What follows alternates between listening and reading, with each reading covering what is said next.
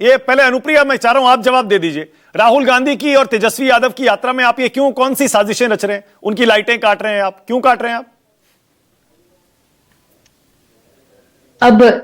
अब मानक जी अगर धरती भी डोल जाए तो कह देंगे कि मोदी जी ने और नीतीश कुमार जी ने मिलकर भूकंप ला दिया। ये क्या बेतुका बयान है। अब ऐसे बिजली सप्लाई कई बार ऐसे होती है। और देखिए जिस चमचमाती, नहीं प्रियंका जी बीच में नहीं बोलेंगे। मानक जी ऐसे डिबेट नहीं मैं करूंगी।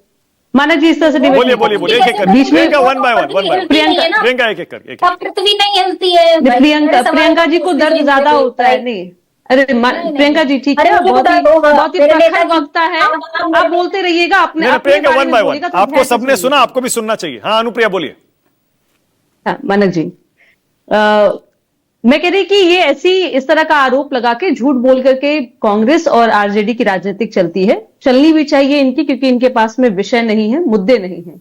अभी मखाना उद्योग के बारे में कह रही थी प्रियंका जी, इनको शायद जानकारी नहीं है कि राज्य सरकार के प्रयास से, और राज्य सरकार के प्रयास से यहाँ पे जीविका दीदी आप जैसा कि जानते हैं, जिसको आज केंद्र की सरकार ने आजीविका के नाम से शासित की योजना बनाई है। जीविका के माध्यम से बिहार में महिला उद्यमी है। मखाना की खेती से लेकर के पैकेजिंग से लेकर के उसकी ट्रांसपोर्टेशन तक की बातें आज कर रही हैं। केंद्र सरकार ने हमें मखाना बोर्ड का, मानक जी प्लीज बोलिए, बीच में नहीं बोलेंगी, इस तरह से मैं डिबेट नहीं कर पाऊंगी। मखाना बोर्ड का बनाने की का केंद्र सरकार ने उन्हें कहा है। जीआई टैग मिला है मिथिला मखाना के नाम से। आज मखाना बोर्ड हमारे यहाँ है। जिस तरह से बिहार के जो जो किसानों की बात हो रही है, यहाँ पे इनको आना चाहिए, प्रियंका जी को देखना चाहिए। दिल्ली से शायद बिहार को देख रही है। बिहार में ट्रांसपोर्टेशन की बात में देखिए, जिस चमचमाती सड़क से ये गुजर रहे हैं ना, इनका यात्रा निकल रहा है, ये 2-2 घंटे में एक जिला से दूसरे जगह चले जा रहे हैं, ये नीतीश कुमार जी की देन है। और यही मुद्दे हैं जो शायद आपको दिख नहीं पा रहा है इनका। मानक जी अगर मैं ट्रैक रिकॉर्ड की बात, अच्छा प्रियंका जी बीच में बोलने से आपको अवार्ड मिलेगा क्या? क्या बदतमीजी है? एक मिनट बंद करिए प्रियंका, नहीं प्लीज वन बाय वन। देखिए यहाँ हम वन बाय वन एक एक करके बोलते हैं। हमारा दर्शक भी यही पसंद करता है, वो सुनना चाहता है प्रवक्ता क्या कह रहा है। तू मैं नहीं। अनुप्रिया जल्दी से अपनी बात पूरी करिए।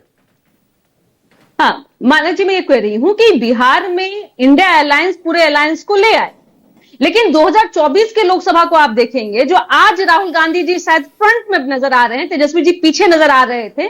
2024 में कांग्रेस के साथ में खेला हो गया था। आज कांग्रेस चाह रहा है कि वो खेला दोबारा नहीं हो, कि पारंपरिक सीटों पर जो उनको चुनाव लड़ने नहीं मिला था, घोषणाएं हो गई थी। मुझे लगता है आपको याद होगा, आरजेडी ने अपने कैंडिडेटों की घोषणा कर दी थी और कांग्रेस कह रहा था कि भाई किनको किनको मैं भेजूं अपने प्रचार में, हमारे लोग आएंगे कि नहीं आएंगे। अभी भी आपने देखा होगा कन्हैया, पप्पू यादव जी नदारद हैं, उस यात्रा में नजर नहीं आ रहे हैं, बैसाखी का सहारा बन के घूम रहे हैं। बेसिक बेसिक ये है ना, देखिए अगर आप कांग्रेस और आरजेडी में खेला वाली बात करेंगी ना, तो आपको भी पता है बीजेपी, जेडीयू, एलजेपीआर, उनमें कितना खेला अंदर ही अंदर अभी भी चल रहे हैं और आगे भी हो सकते हैं। अभी फिर मैं ले आऊंगा अमित शाह का बयान, फिर आप कहेंगी नहीं ये मैं आपको 3 बार पहले भी बता चुकी हूं, फिर हम घूम फिर के वहीं आ जाएंगे। ठीक है मैं आप नहीं चाहते उस विषय पे कि अब बीजेपी, आरजेडी और कांग्रेस के बीच में लड़ाई नहीं हो। मुझे समझ सकती हूँ कि आपकी संवेदना उनके साथ में, अगर मेरी संवेदना किसी के साथ नहीं है। मेरी संवेदना अभी तक, देखिए सुनिए मैं बताता हूं आपको। देखिए अभी तक जो पब्लिकली दिखाई दे रहा है, आरजेडी ठीक है, रथ वाली बात आपने बिल्कुल सही कही, कन्हैया कुमार को, पप्पू यादव को नहीं चढ़ने दिया गया, बिल्कुल सही है। लेकिन अभी तक तेजस्वी और राहुल एक साथ मंच पे दिखाई दे रहे हैं। और अभी तक प्रचार में जो पहला राउंड है ना, ऐसा लग रहा है कि तेजस्वी और राहुल गांधी उसमें लीड कर रहे हैं। अभी एनडीए का आपका प्रचार शुरू हुआ भी नहीं है। नीतीश कुमार जी उतने एक्टिव नहीं है, मान लीजिए इस बात को, क्या दिक्कत है? नहीं देखिए, एक्टिव होने की बात अगर करेंगे मानक जी ना, तो हमारा 20 साल का काम है और हम काम के दम पे जनता के बीच में जा रहे हैं। और हमने कभी भी किसी भी जाति धर्म की राजनीतिक नहीं की है। और आप कह रहे थे ना कि डबल इंजन की सरकार का क्या फायदा है। कल ही प्रधानमंत्री मोदी जी आए थे यहाँ पर बिहार में। उन्होंने जिस बेगूसराय से लेकर के पटना के लिए जो 6 लेन जो पुल का उद्घाटन किया है, आप भी मानक जी आते रहे हो बिहार में, आपने देखा होगा कैसे एक समस्या होती थी, आप पटना में से किसी और जिले में नहीं जा सकते थे।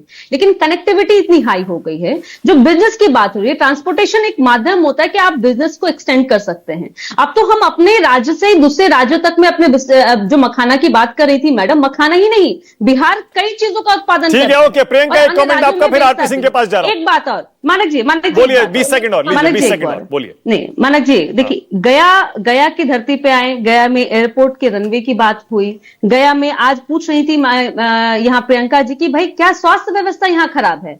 2500 बेड में अनुग्रह नारायण मगध विद्यालय मेडिकल कॉलेज है। लगातार बिहार की जो सड़कें हैं, जो अस्पताल है पटना पीएम से, जो एशिया का दूसरा सबसे बड़ा अस्पताल हो गया है, जो आप पुल की बात है। ओके यार, अब प्रियंका गुप्ता बोलिए, प्रियंका आप बोलिए, प्रियंका बोलिए, उसके बाद आरपी सिंह बोलिए।